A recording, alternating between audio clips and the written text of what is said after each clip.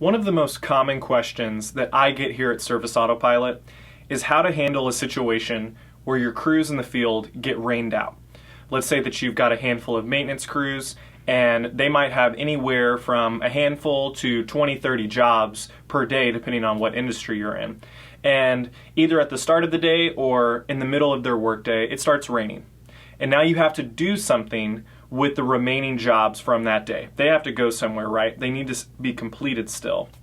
So I get the question, what do I do with them? Do I move them? Do I cancel them? What's the solution? So I want to dive into the system and give you a few alternatives and let you decide which one's going to work for your company. And I'll give some examples of why each one is beneficial. So let's dive in. I'm immediately here in the dispatch board, which can be found under the scheduling tab. So I've got my handful of crews here. It looks like I've just got two, crew 1 and crew 2, and they've got 45 jobs across both of the crews. So the first thing that I can do in order to get these jobs moved is check them all off, hover over Actions, click Bulk Edit, and then select the day that I want to move them to. We'll just move them to the next day in this example and click Update. It's going to go through and update all of those jobs and move them off of the current day. And now if I were to move to the next day and refresh, I now see all 45 of those jobs. And they're highlighted in green for me to indicate that these are jobs that have been rescheduled at some point. If you don't want them to be marked that way, if you want to clear that flag, you can check off all of your jobs, hover over Actions, and click Clear Rescheduled Flag. And it comes back and removes the green flag for you. So let's take another example. That's case number 1. Case number 2, and this is actually my preferred way to handle this. I come from the philosophy of if you have a rainout, you're basically just going to be working every single day to try to catch up little by little on those missed jobs, putting in extra hours to get them done. Maybe you have guys that come in and work on a Saturday, if they don't typically, just to get it done. So the way I like to handle that, the way that causes you or a scheduler the least amount of work, is if you have a rainout day, check off all of the jobs that were rained out, or if it was just a handful, you just select those, and you hover over Actions and click Mark as a multi-day job.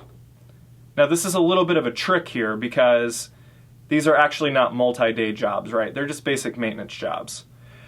But using the multi-day functionality here can save you a ton of time, because what happens is once these jobs are marked as multi-day jobs, they're permanently pinned to the dispatch board, regardless of what day it is.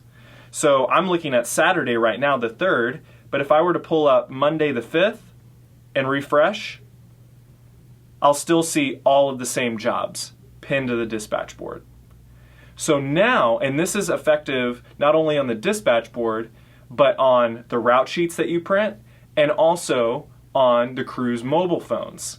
So now, you're playing catch up throughout the week. You're not having to go and move those jobs every single day to the new day. They're just going to show up at the top of the crew's list of jobs that need to be done. Now you will need to repeat the steps if they don't make it all the way through the day, which chances are in this example where you have a whole day rained out, they're not going to make it through all of the jobs plus the jobs that they already had for any given day. So you will have to go through and continue to mark the incomplete jobs as multi-day until they get caught up. Now, as far as the invoice goes, you don't have to worry about it not moving. It's going to show the completion date for you on the invoice when the invoice is generated. So it will look to the client as if they got their job done on the day that it actually was done, not on the original scheduled day. So that's the second way to handle your rainout days. And like I said, this is my preferred way. Now there is a third way to do this, and this way is pretty specific to primarily commercial companies or companies that are servicing commercial accounts. And the reason I say that is because typically in a commercial contract, in a maintenance contract, let's just take lawn mowing, for example, or landscaping and grounds management, typically those contracts are written in such a way that it guarantees a certain number of visits throughout the year, right? So you can't just cancel a job. You can't just say, all right, we're so far behind this week that we just need to start the route over next week, and we'll just call it a loss there. You can't do that with those commercial accounts. So there's a third way to handle these rain-out days to ensure that anytime you remove a date, you're always adding another. And that is actually modifying your master schedule. So for that, I'm going to go under Scheduling and click Settings. And we're going to select Master Schedules here. So let's say that it is a weekly Friday service. Or better yet, let's say that it's a bi-weekly service of some type.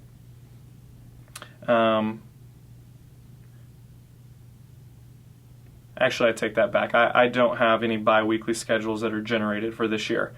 So let's go back to the weekly Friday example. And we're working our weekly Friday job, and we have a rain-out day. So we need to cancel one day and add another day to the schedule.